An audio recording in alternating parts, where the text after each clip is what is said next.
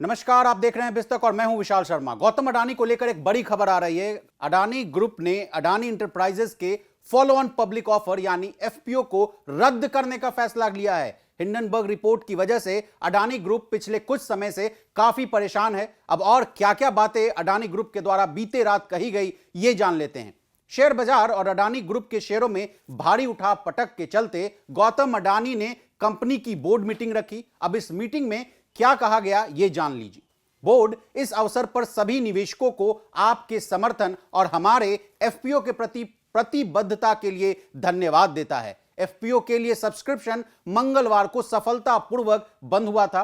पिछले सप्ताह के दौरान स्टॉक में अस्थिरता के बावजूद कंपनी, इसके व्यवसाय और इसके प्रबंधन में आपका विश्वास बेहद आश्वस्त करने वाला रहा। इसके लिए धन्यवाद। इन्वेस्टर्स के सेंटिमेंट में सुधार हो, इसलिए अडानी ग्रुप ने अपनी प्रतिक्रिया में कहा कि अडानी ग्रुप के पास दमदार कैश फ्लो है, हमारे पास सुरक्षित संपत्तियों के साथ हमारी बैलेंस शीट बहुत मजबूत है, हमारे पास हमारे कर्जों को चुकाने का जबरदस्त रिकॉर्ड है। और तो और गौतम अडानी ने बताया कि एफपीओ रद्द करने के फैसले का कंपनी के मौजूदा ऑपरेशंस और भविष्य की योजनाओं पर कोई असर नहीं पड़ेगा। उन्होंने कहा कि हम लंबी अवधि के वैल्यू क्रिएशन की ओर काम करते रहेंगे और हमारा विकास आंतरिक स्रोतों के जरिए होता रहेगा। हालांकि अडानी के इस बयान से आज सुबह शेयर बाजार में कोई भी मजबूती देखने को नहीं मिल रही है। अडानी ग्रुप के तमाम शेयर में आज भी भारी भरकम बिकवाली देखने को मिल रही है।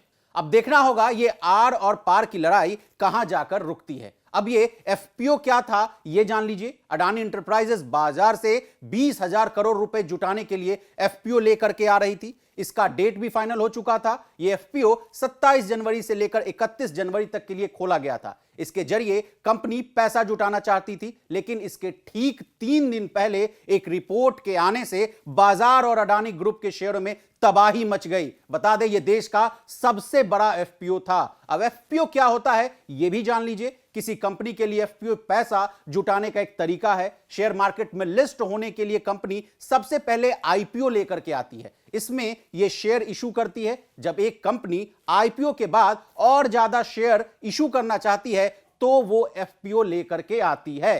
अब आपके मन में यह सवाल जरूर उठ रहा होगा कि ये कंपनियां इस पैसे का क्या करती हैं। तो जनाब बता दें, कंपनियां अपने कर्ज चुकाने, प्रोजेक्ट्स को फाइनेंस करने या अधिग्रहण करने जैसी कामों के लिए पैसे जुटाती हैं। इसके लिए वो अतिरिक्त शेयर जारी करती है, एफपीओ के जरिए रकम जुटाती है।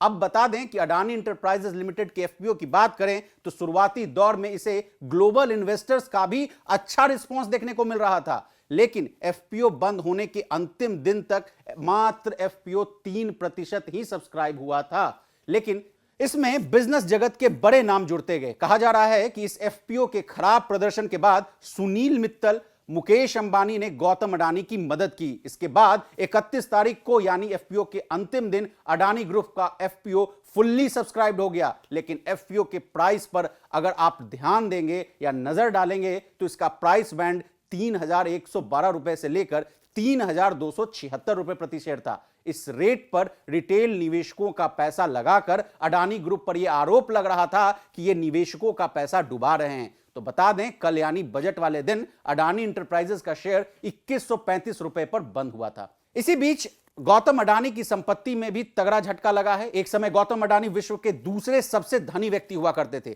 लेकिन ब्लूमबर्ग बिलियनियर्स इंडेक्स के मुताबिक अब उनकी संपत्ति यानी नेटवर्थ $72 बिलियन पर आ गई है। यानी मात्र 9 दिनों में उनकी संपत्ति $128 बिलियन से गिरकर $72 बिलियन पर हो गई है।